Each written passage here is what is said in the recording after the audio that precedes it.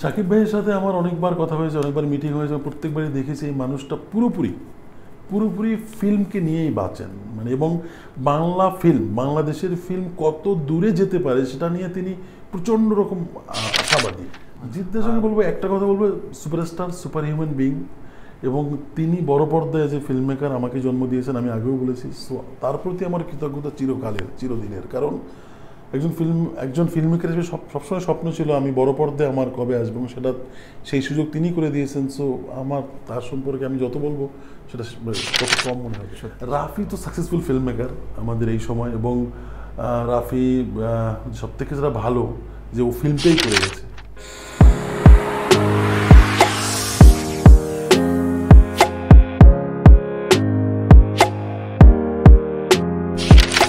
জয়া হাসান, জয়া আপার সাথে আমার কথা হয়েছে কিছু বিষয়ে, কিন্তু কখনো কাজ হয়নি। আমি তাকে তো ব্যক্তি হিসাবে বলতে পারবো না, অভিনেত্রী হিসাবে তিনি তো সলিড, মানে একজন গ্রেট আর্টিস্ট যেরকম হন। এবং আমার জয়া আপাকে মনে হয় যে তিনি অ্যাজ অ্যান আর্টিস্ট খুব অ্যাম্বিশাস, মানে তিনি আরও ভালো কাজ করার যে জার্নি সেটাকে তিনি ক্রমাগত নিজেকে ছাপাতে চান। মানে আমি র্যান্ডমলি বলছি, অপূর্ব ভাই একজন আপাতমস্তক নায়ক এবং অভিনেতা, এবং আমি একটা বাড়তি বিষয় অ্যাড করবো যে অপূর্ব ভাই ভীষণ একজন ভালো মানুষ, যিনি আশেপাশের মানুষকে ভীষণভাবে ওন করেন। মানে ধরুন আমি একটা সিম্পল এক্সাম্পল বলি, ধরুন আমার কোভিডের সময় আমি আমার নিউবর্ন বেবিকে নিয়ে স্ট্রাগল করতেছিলাম, অপূর্ব ভাই ফোন দিয়ে, মানে আমি বলছি যে কাজের বাইরেও যে একটা মানুষকে হিউম্যান বিং, হ্যাঁ as a human being he is super. এবং আমি অপূর্ব ভাইকে বলবো যে মানুষ হিসেবে তার যে এইটা খুব, মানে আই উইল অ্যাপ্রিশিয়েট অলওয়েজ। চমৎকার, এটা খুব জরুরি। মাহফুজ আহমেদ, মাহফুজ ভাইয়ের সাথে আমার ফোনে কথা হয়েছে একবারই, দুবার কথা হয়েছে। তো তিনি খুবই মানে এত পোলাইটলি, মানে তিনি এত সিনিয়র একজন অ্যাক্টর, তিনি আমাকে একটা বিষয়ে কথা বলছিলেন, তো মনে হয়েছে না এরা তো আসলে সত্যি অসাধারণ অভিনেতা তো বটেই, তার সম্পর্কে আমি কি বলবো, কিন্তু আমার কাছে মনে হয়েছে যে মানুষ হিসেবেও তিনি প্রচণ্ড ওয়েল ম্যানার্ড, প্রচণ্ড এডুকেটেড একটা মানুষ মনে হয়েছে কথা বলে। চমৎকার। এবং আমি শেষ করি তিনজন সুপারস্টারকে দিয়ে। শাকিব খান, সাকিব ভাইয়ের সাথে আমার অনেকবার কথা হয়েছে, অনেকবার মিটিং হয়েছে, প্রত্যেকবারই দেখেছি এই মানুষটা পুরোপুরি ফিল্মকে নিয়েই বাঁচেন, মানে এবং বাংলা ফিল্ম, বাংলাদেশের ফিল্ম কত দূরে যেতে পারে সেটা নিয়ে তিনি প্রচণ্ড রকম আশাবাদী। আর এখন তো তাকে মনে হয় যে তিনি বোধহয় মানে নিজেই নিজের ভাঙছেন এবং নিজেই নিজের স্ট্যান্ডার্ড সেট করতেছেন, যে আমি এখানে তো কালকে এখানে। সো তিনি গ্র্যাজুয়ালি নিজের স্ট্যান্ডার্ড সেট করতেছেন, নতুন স্ট্যান্ডার্ড, মানে সেটা খুব ভালো। এবং নিজেকে যেভাবে ভাঙা গড়ার মধ্য দিয়ে যে যাচ্ছেন, এবং এই মানুষটা না, আমি অনেকবার কথা বলেছি, কখনো পিছনে কারো কথা বলেন এবং অন্য কাউকে নিয়ে এসে বোঝারই না, অনলি তার ফিল্ম, তার স্ক্রিপ্ট, তার প্ল্যানিং, তার ড্রিম। এবং তিনি যখন এখনো একটা ভালো চরিত্র নিয়ে কথা বলেন, ভীষণভাবে তো চোখ মুখ উজ্জ্বল হয়ে যায়। মানে তার মানে এটা বোঝা যায় যে তিনি আসলে ওই ভিতরে ওই জিল না থাকলে ওটা হবে না। জিদ্দের সঙ্গে বলবো একটা কথা বলবো, সুপারস্টার, সুপার হিউম্যান বিং, এবং তিনি বড় পর্দায় যে ফিল্ম মেকার আমাকে জন্ম দিয়েছেন, আমি আগেও বলেছি। সো তার প্রতি আমার কৃতজ্ঞতা চিরকালের, চিরদিনের। কারণ একজন ফিল্ম মেকার হিসেবে সবসময় স্বপ্ন ছিল আমি বড় পর্দায় আমার কবে আসবো, এবং সেটা সেই সুযোগ তিনি করে দিয়েছেন। সো আমার তার সম্পর্কে আমি যত বলবো সেটা তত কম মনে হবে। সত্যি সত্যি। এবং তোমার জীবনের ইতিহাসে আসলে এটা নাম শোনা, এই মানুষটা মানে বিশাল বিশাল বিশাল বড়। দেব, আমার সাথে কখনো কথা হয়নি, দেখা হয়নি, তার সম্পর্কে আমি আসলে বলতে পারবো না ব্যক্তিগতভাবে। অভিনেতা হিসেবে তো তাকে দেখি, তো সেটা যেটা দেখি সেটাই, কিন্তু আমি আলাদা করে তো মানে তাকে। দেবজিতের একটা অফ স্ক্রিন কোনো আলাদা জেলাসি বলি, ঈর্ষা পরায়ণতা বলি, প্রতিযোগিতা বলি, তাদের কেমিস্ট্রি আছে কিনা? তাদের কেমিস্ট্রি বলতে আমি যেটা দেখলাম, যে আমি এত জিদ্দের সাথে মিশে দেখেছি যে সে খুবই না কাজের মধ্যে থাকা মানুষ। মানে ধরুন একটা কাজ শেষ হলো, পরের কাজ নিয়ে কথা বলতে পছন্দ করে। আচ্ছা আচ্ছা। মানে আমি দেখিনি যে ধরুন হয় না আমরা আড্ডা গসিপের সময় 5টা কথা বলি, সে ওই কাজে মানে ওই ধরুন এই পরের ফিল্ম বা ধরুন একটা বড় ফিল্ম নিয়ে আলাপ হয়, মানে ফান হয়, মজা হয়। কলকাতায় দুটো দুর্গ কিনা ধরা যাক, মানে সেরকম দেবের যদি ফজলিয়াম পছন্দ হয় তাহলে ফ্যানেরা মনে করে বা জিতের লোক ফজলাম পছন্দ করবে না ব্যাপারটা না, এটা ফ্যানেরা মনে করে। তাদের মধ্যে আমি কখনো দেখিনি যে তারা কখনো এরকম হয়। আমি তো বরং সোশ্যালে দেখি তারা একে অপরকে উইশ করে, বা রুকমিনী কাজ করেছেন, তার নেক্সট ছবি মানে বুমেরাঙের নায়ক হিসেবে রুকমিনী কাজ করেছেন। So Dev Rukmini is a pair.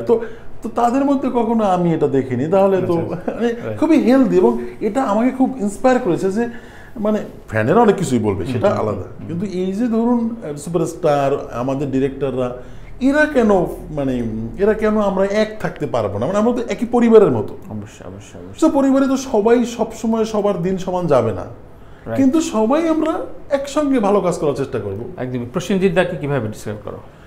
প্রসেনজিৎদার সাথে আমার মিটিং হয়েছে, দেখা হয়েছে।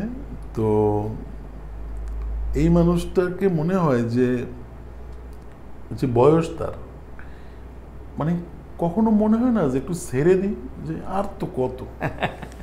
ওই একটা কথা আছে না, বিনা যুদ্ধে নাহি দেবো সুচাগ্র মেদিনী, মানে একটা সুই রাখতে যে জায়গা লাগে সেই জায়গা একটু ছাড় দেবো না। এই মানুষটা ওইরকম একটা অ্যাটিটিউডকে ক্যারি করেন, মানে as long as I am, আমি সর্বোচ্চটা দেওয়ার চেষ্টা করব, মানে এইরকম একটা অ্যাটিটিউড। মানে আপনি ধরুন তার এখনো দেখবেন ফিটনেস, তিনি যেভাবে মেনটেন করেন নিজেকে, মানে হয় না একটা সার্টেন ক্যারিয়ারের পরে তো কোথাও টায়ার্ডনেস আসতেই পারে যে আর কত, না না না না, তারা বিশ্বাসই করেন মানে আর কত না, তারা বলেন যে সত্যি এরকম প্রসেনজিৎ কিন্তু নাই আমাদের এই মানুষটা, মানে অদ্ভুত। এবং তিনি এখনো কোনো ফিল্ম নিয়ে কথা বলতে গেলে তিনি জানেন, মানে তিনি অভিনয় করে দেখিয়ে দেন যে এটা এভাবে, মানে আমি বলি কি হয় এতদিন থাকার পরে তো কোথাও তো একটা আচ্ছা ঠিক আছে দেখে নিচ্ছি, না না আমার পিএসের সাথে কথা বলবো, এভরি ক্যারেক্টার সে মনে হয় কি নতুন ভাবে সে নিজেকে আবিষ্কার করে। সো এটা এই তাদের সঙ্গে আড্ডা দেয়া, মানে তাদের সঙ্গে যে গল্প করার যে মুহূর্তগুলো, সেগুলো আমি নোটিস করি অন্যভাবে।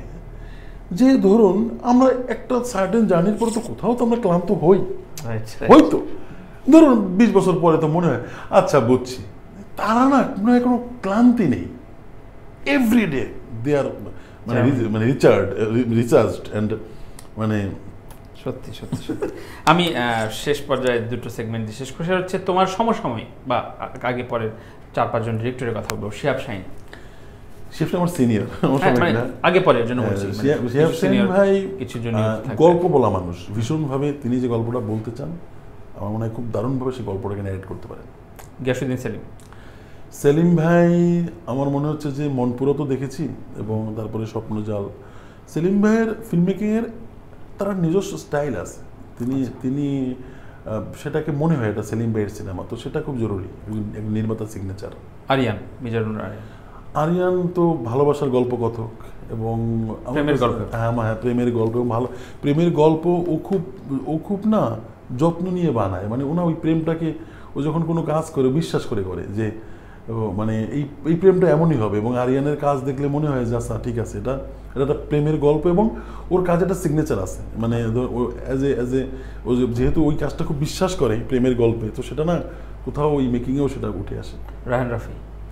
রাফি তো সাকসেসফুল ফিল্ম মেকার আমাদের এই সময়, এবং রাফি সব থেকে যেটা ভালো যে ও ফিল্মটাই করে গেছে, মানে ধরুন একবার ফিল্ম করলাম একটু আচ্ছা ঠিক আছে, এখন একটু থাকে না ওই যে কোভিডের সময় আচ্ছা ঠিক আছে একটু খারাপ সময় দুটো মানে অন্য কাজ করে ফিল্মই করে গেছে, মানে ধরুন ও সেটা হতে পারে ওয়েব ফিল্ম, বা এই যে একটা মানে কমপ্লিটলি ফিল্মের মানুষ, এবং ও মনে হয় যে মানে ওই ফিল্মে বাঁচা মানুষ, এবং এবং এবং আমি তো বলবো যে সাকসেসফুল ফিল্ম মেকার, পরপরও মানে সাকসেস তো ভেরি ইম্পর্টেন্ট, তো সেটাও দিয়েছে আর কি। হিমেল খুব কম ছবি, হ্যাঁ দুটো ছবি বানিয়েছে বোধ হয়, মানে আমি যদি ভুল না করি, একটা এই রিসেন্টটা প্রিয়তম তো ইন্ডাস্ট্রি হিট বলা হয় যে, এবং সেখানে সে একটা দারুণ পরিবর্তন এনেছে সাকিব খানের যে লুকটা, সেটা তো একটা বিরাট ধাক্কা। এবং দেখুন এই যে দুটো গান, এই যে ঈশ্বর কি তোমার আমার মিলন লিখতে পারতো না, বা প্রিয়তম, এই দুটো গান তো ভীষণভাবে চলেছে একদম, মানে সিনেমার যে ড্রাইভ দেওয়ার ব্যাপারটা এক্স্যাক্টলি। সো একজন ডিরেক্টরই তো ওটা ভেবে, মানে একটা ডিরেক্টরই তো আসলে এই ভিশনটা তার আছে তার। সো আমি মনে করবো যে এই অবশ্যই সাকিব একটা বড় স্টার, সেই সুপারস্টার, সেই জায়গার বাইরেও আমি ক্রেডিটটা আসলে হিমেল ভাইকে দিতে চাই। অর্ণব মানবী মানে মানে মনে হয় যে সব থেকে পরিশ্রমী নির্মাতা, এবং তিনি ফিল্মকে মানে এখন তিনি মানে মানে মানে তিনি আসলে মনে হয় যে তিনি মানে তার অভিধানে অসম্ভব বলে কিছু নাই, এরকম একটা মানুষ আর কি। মানে সে মানে একটার পর একটা চমক দিয়েই যাচ্ছে, সাহস আছে আর কি। হ্যাঁ মানে সাহসী মানুষ। ভিকি জাহেদ খুবই মেধাবী ফিল্ম নির্মাতা, মানে খুবই জিনিয়াস, এবং ওর একটা ওর পড়াশোনা আছে, এবং ও যখন যে কাজটা করে সো ও দেখবেন ওর একটা সিগনেচার আছে।